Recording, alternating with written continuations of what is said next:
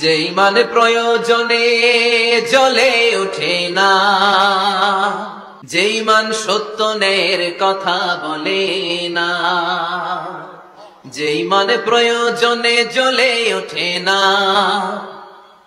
যে ইমান সত্যের কথা বলে না, যে ইমান বাস্তবে নাই, যে ইমান অন্তরে নাই, মুখে শুধু ফাঁকা বলি, কি করে তারে বলো ইমানে বলি, কি করে তারে বলো ইমানে বলি, কি করে তারে বলো ইমানে বলি।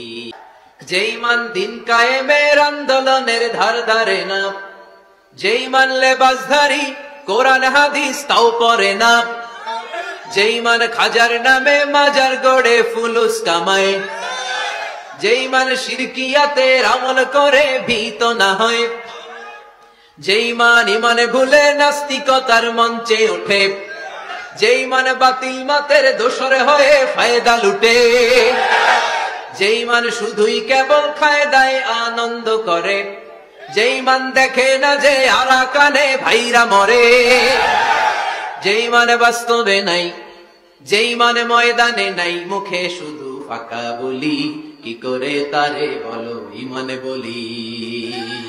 আপনারা তাফসীর ফি জিলালিল কোরআনের রচয়িতা সাইয়্যিদ কুতুব শাহীদের নাম শুনেছেন? মিশরে কায়রোতে তাকে ফাঁসির কাস্টে ঝুলানো হয়েছে। উনি ইসলামী আন্দোলনের দাওয়াত যখন শুরু করলেন, ইসলামের সঠিক ব্যাখ্যা যখন দিতে আরম্ভ করলেন, সামাজিক জাহালাতকে দুমড়ে মুচড়ে পদদলিত করে তিনি কোরআনের বাণী যখন মিশরের যুবক শ্রেণীদের হৃদয়ে গেড়ে দিতে চাইলেন, প্রথিত করতে চাইলেন, এই অ্যাক্টিভিটিজের অংশ হিসেবে তিনি কোরআনের তাফসীর লেখার কাজে হাত দিলেন আর লিখে ফেললেন জগৎ বিখ্যাত তাফসীর, তাফসীর ফি জিলালিল কোরআন। যেই তাফসীর পড়ে পড়ে অনেক ছেলে পথের দিশা পেয়েছে।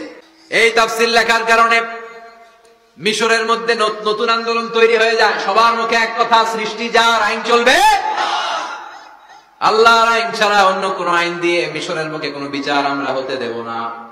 মিশরের তাগড়া যুবকগুলো কায়রোর রাস্তায় নেমে এলো, ঘোষণা দিল সৃষ্টি যার, আইন চলবে তার।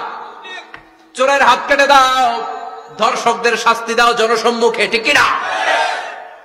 দুর্নীতিবাজদেরকে আইনের আওতায় আনো, দেশের শত্রু, দশের শত্রু, স্বাধীনতার শত্রু সবগুলার বিচারের আওতায় আনো কোরআনের আলোকে, ঠিক কিনা?